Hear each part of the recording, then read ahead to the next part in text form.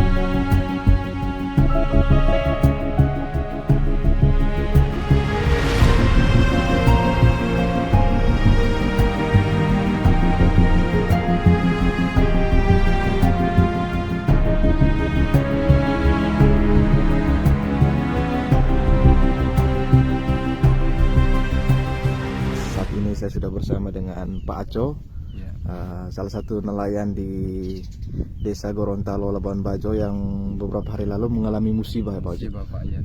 Tepatnya di Selat Lintah di Pulau Padar.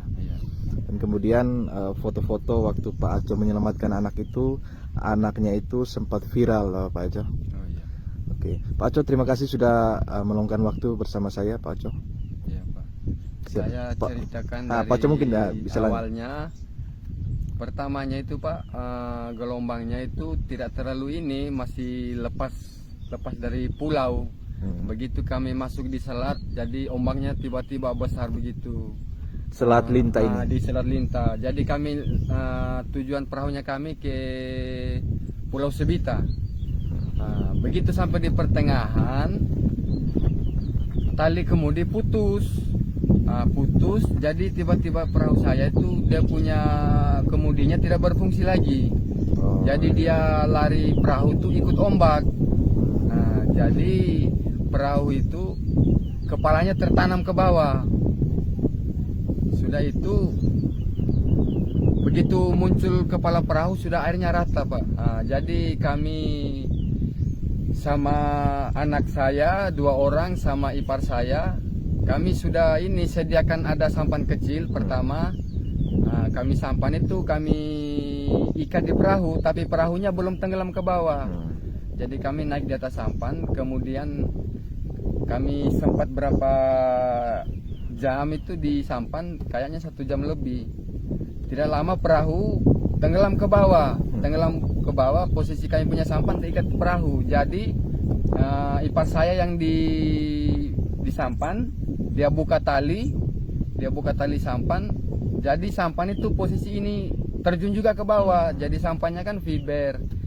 Jadi yang namanya fiber itu kan mudah tenggelam ke bawah. Begitu kami fibernya tenggelam ke bawah, jadi kami terhamburan di situ. Terhamburan. Jadi di situ sudah saya berenang sama saya peluk anak saya yang kecil, saya tidak pernah lepas. Kemudian saya berenang cari ada pelampung box 1. Jadi itu yang kami pegang. Jadi perahu itu kalau ketemu arusnya yang terputar, dia tenggelam lagi ke bawah. Dia minimal sekitar 4 menit, 5 menit baru dia muncul lagi. Begitu selama kayaknya 2 jam lebih kalau tidak salah itu. Terombang-ambing di laut. Pak Aco, yang di dalam foto itu kan salah satu anak dari Pak Aco, kan dia berdiri duduk di atas apa? Dia duduk di atas itu, Pak, karena saya lihat ada speed yang menuju ke arahnya kami. Oh, Jadi dia, iya. saya suruh ke Anjongan mau buat melambaikan supaya tanda mereka emergensi lihat. ya, supaya mereka bisa lihat dan membantu. Sebelum itu saya tidak suruh dia naik di atas Anjongan, takutnya perahunya tenggelam lagi ke bawah. Iya, iya. Begitu. Artinya suruh anak naik di atas itu supaya orang bisa lihat. Orang bisa lihat, karena dataran lebih tinggi lagi kan di atas Anjongan. Karena kalau di bawah itu kayaknya tidak dilihat karena ombaknya besar. Memang waktu kejadian itu tidak ada kapal-kapal sama sekali di situ ya. Kami tidak lihat sama sekali kapal-kapal. Dan yang membantu itu dari mana waktu itu? Yang pertama Yang kali. membantu ada speed wisata yang dari Komodo pulang ke Labuan Bajo.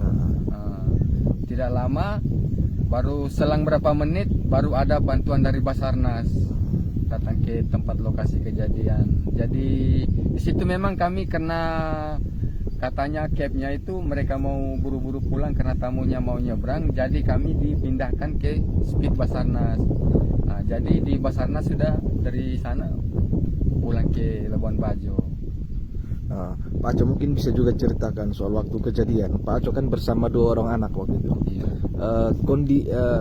Situasi saat itu anaknya itu bagaimana? Apakah panik atau seperti apa? Mungkin Pak Aco bisa gambarkan. Kalau saya punya anak yang saya peluk itu Pak, karena saya tidak juga dengar dia menangis, tapi dia sering mengeluarkan kata-kata Allahu Akbar yang kecil. Tapi kadang dia keluar suaranya itu ada kedengaran, ada keluar, ada kadang tidak, karena biasanya kan dia ini di saya posisi begini, jadi dia ombak itu kadang dia tutup, kadang dia ini. Jadi tidak terlalu apa ya? Iya, tidak. Memang selama ini sering juga bawa mereka untuk pergi melaut kah? Tidak. Memang hari itu. Iya, memang hari itu Pak. Apakah mereka yang mau ikut atau seperti apa Pak? Kan begini Pak, yang pertama yang duduk di Anjongan itu kan kakaknya lagi libur sekolah, jadi dia bilang, ayo dengan saya Bapak mau ikut. Kau libur? Dia bilang iya, jadi dia mau minta ikut. Tidak lama si adiknya ini yang saya pegang ini menangis juga mau minta ikut. Begitu, makanya saya bawa. Artinya berarti selama ini mereka jarang ya ikut. Iya, jarang Pak. Pak Aco, yang kecelakaan baru-baru itu kan itu kapalnya Pak Aco satu-satunya atau bagaimana? Kalau kapal yang ini tenggelam kemarin cuma itu harapan saya Pak, satu-satunya, tidak ada yang lain lagi. Makanya saya kemarin sempat juga begitu naik di speed Basarnas, saya sedih sekali karena saya punya perahu, kami punya mata pencarian cuma itu, tidak ada yang lain lagi. Begitu. Jadi kami punya harapan kan cuma di situ saja Pak. Pak Aco, katanya istrinya juga ikut mencari waktu itu setelah hilang. Dia ikut juga Pak, karena begitu kejadian pertama tenggelam kami, saya langsung ambil HP, langsung saya telepon istri saya. Jadi dari situ sudah istri saya, dia usaha cari perahu yang ada di sini, bagaimana caranya dia bisa sampai di tempat kami tenggelam. Tapi waktu itu memang sampai atau tidak sempat sampai ke sana? Tidak sempat sampai. Karena lebih duluan Iya, lebih duluan diselamatkan Basarnas. Pak Aco, ini kan sudah hilang kapal sebagai alat Bapak mencari ikan setiap hari. Mungkin harapannya seperti apa nih Pak Aco? Kami harapan mungkin ada teman-teman yang membantu saya untuk mungkin bisa yang untuk punya perahu lagi, karena kami punya pencarian sudah tidak ada lagi. Mungkin ada yang mau membantu kasih apa Supaya bisa ada kapal lagi supaya bisa ada kapal lagi. Memang nelayan ini merupakan mata pencarian Iya, satu-satunya. cuma itu satu-satunya. Seberapa tahun Pak Aco melaut ini? Saya Pak dari SD kelas 3 sudah mulai melaut, karena saya itu tidak sampai SD kelas 6, hanya kelas 5 sudah putus sekolah karena saya jadi tulang punggung keluarga di situ. Bapak saya sudah tua, sudah tidak bisa apa-apa. Kami 4 saudara. Jadi saya yang paling kakak, jadi saya sebagai tulang punggung keluarga di situ. Download Tribun X sekarang, menghadirkan lokal menjadi Indonesia.